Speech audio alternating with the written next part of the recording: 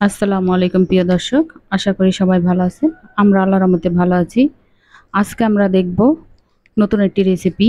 আর এই রেসিপিটি বগুড়ার ঐতিহ্যবাহী আলুঘাটি। এখানে আমি বড় সাইজের একটা মাছ নিয়েছি, সিলভার কাপ মাছ। আর মাছটি আমার 2.5 কেজি ওজন হয়েছে। আর এখানে লাল আলু সিদ্ধ করে নিয়েছি। এই আলু ছাড়া আলুঘাটি রান্না করলে মোটেই ভালো লাগে না। এটা দিয়েই রান্না করতে হয়, এই আলু দিয়ে। আর এটা নতুন অবস্থায় রান্না করলে আরও বেশি ভালো লাগে। আর এখানে আমি মাছগুলো ভাজার জন্য চুলায় তেল গরম করে তার ভিতরে সামান্য পরিমাণ লবণ দিয়ে নিলাম, এতে করে মাছগুলো আর নিচে লেগে যাবে না। আর এখানে আমি খুবই বড় সাইজের 2 টুকরো মাছ আর মাথার অংশটা নিয়েছি, মাথাটা নিয়েছি। মাথাটাকে মাঝখান থেকে ফেরে তারপরে 2 পাশ করে ভেজে নিয়েছি। আর এখানে মাছগুলো দেখতে পাচ্ছেন বেশ বড় সাইজের মাছ, 1 গ্লাস করে হবে এক একটা মাছ। বড় সাইজের মাছ দিয়ে এটা রান্না করলে খুবই মজা হয়, ভালো লাগে খেতে। আর এটা ছোট মাছ দিয়ে রান্না করতে যাবেন না, তাহলে ভালো লাগে না। এটা যত বড় মাছ হবে ততই এটা টেস্ট ভালো আসে। আমার মাছগুলো ভাজা হয়ে গেছে, আমি উঠিয়ে নিব। এবার মাথার 2 পাশটি ভেজে নিব।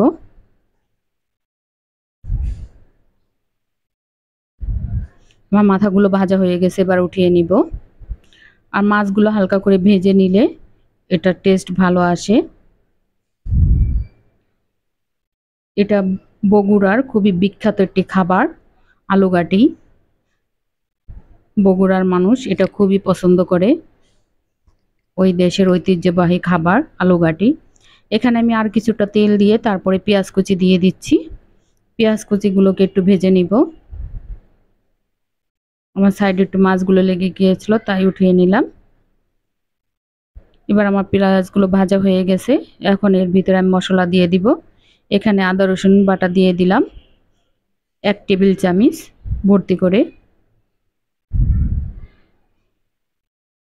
এবার এই আদা রসুনটাকে একটু ভেজে নিলাম, তারপরে জিরা বাটা দিয়ে দিলাম 1 চা চামচ।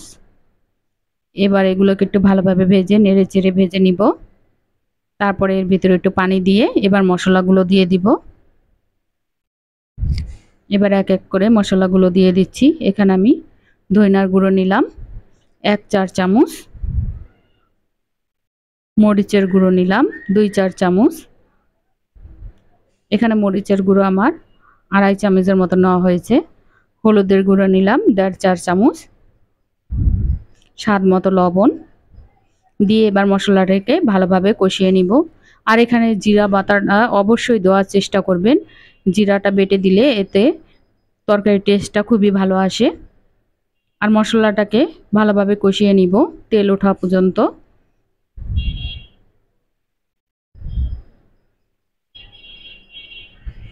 এখানে আমি আর একটু তেল দিয়ে নিচ্ছি, আমার তেলের পরিমাণটা একটু কম হয়েছে। আর এই আলুঘাটিটা যত ঝাল হবে ততই টেস্ট ভালো আসবে, একটু ঝাল বেশি দেওয়ারই চেষ্টা করবেন। এখানে আমি কাঁচামরিচ কুচি দিয়ে দিলাম।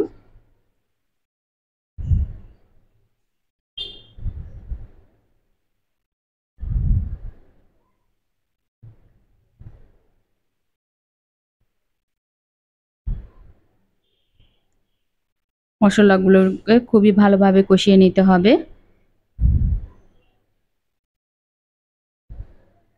আর এই তরকারিটা বেশি ভাগ শীতের দিনে ভালো লাগে, শীতের দিনেই ওরা রান্না করে বেশি, কারণ নতুন আলু উঠে তখনই এই তরকারিটি রান্না করে। এবার আমি মাছগুলোকে দিয়ে একটু কষিয়ে নিব। আর মাছগুলোকে দিয়ে একটু ভেঙেও নিব, কষাতে কষাতে ভেঙে যাবে, কারণ এটা আনাম মাছ ব্যবহার করে না। এভাবে রান্না করতে করতে মাছগুলো ভেঙে যায় কষাতে কষাতে গিয়ে। সামান্য পরিমাণ পানি দিয়ে এবার আমি মাছগুলোকে কষিয়ে নিব। আমি একটু ভেঙে ভেঙে দিচ্ছি, খুরচনটা দিয়ে একটু ছাড়িয়ে ছাড়িয়ে দিচ্ছি। আর এটা এইভাবে খেতেই খুবই ভালো লাগে। আর আপনারা সবাই চেষ্টা করবেন এভাবে রান্না করতে। আর এখানে আমি একটা মাছ পুরো ব্যবহার করিনি, কারণ আমাদের ঘরে সদস্য কম, তাই অল্প কিছু মাছই রান্না করেছি। এখানে আমি 2টো টমেটো কেটে দিয়ে দিলাম। এবার এই টমেটোগুলোকে ভালোভাবে কষিয়ে মাছের সাথে একসাথে কষিয়ে নিব। দেখতে পাচ্ছেন আমার টমেটোগুলো সিদ্ধ হয়ে গেছে।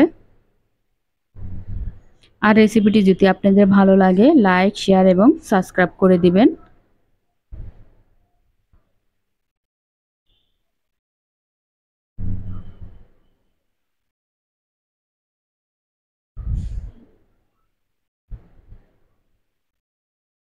এভাবে করে মাছগুলোকে ভালোভাবে কষিয়ে নিতে হবে।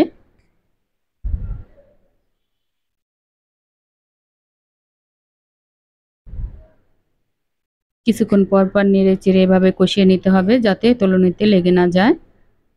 আর আমার মাছগুলো দেখেন সম্পূর্ণটাই ভেঙে গিয়েছে।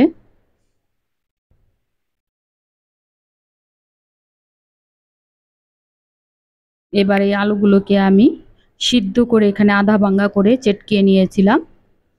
এখন এটা পুরো একদম গলিয়ে ফেলবেন না, আধা ভাঙা করে তারপরে চেটকিয়ে নেবেন। এবার এগুলোকে আমি আলুগুলোকে হালকা পানি দিয়ে গুলিয়ে রেখে দিয়েছিলাম।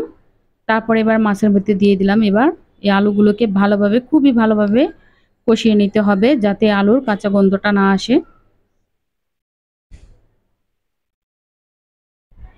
এভাবে করে প্রায় 20 মিনিটের মতন এটাকে কষিয়ে নিতে হবে। আমি কিছুক্ষণ পর পর এভাবে ঢেকে দিয়ে আবার নেড়ে চেড়ে দিয়েছি যাতে তলনিতে লেগে না যায়। আর আলুটি যতই আপনি জাল করবেন ততই টেস্ট ভালো আসবে। এটা জালের উপরেই নির্ভর করে তরকারির টেস্টটা কিরকম আসবে।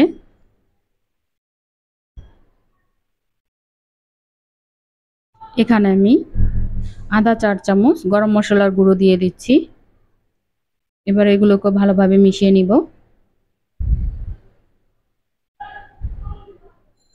আর তার আগে এখানে আমি দুটো তেজপাতা দিয়েছিলাম।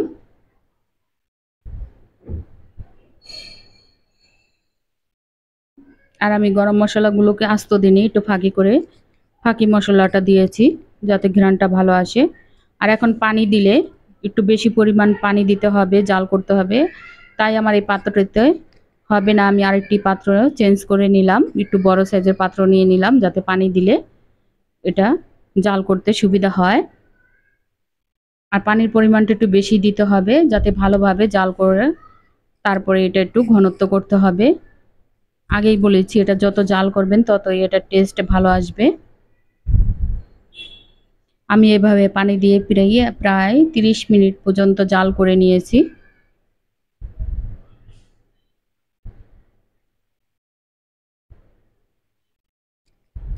এবার এর উপরে আমি আধা 4 চামচ ভাজা জিরার গুঁড়ো দিয়ে দিলাম।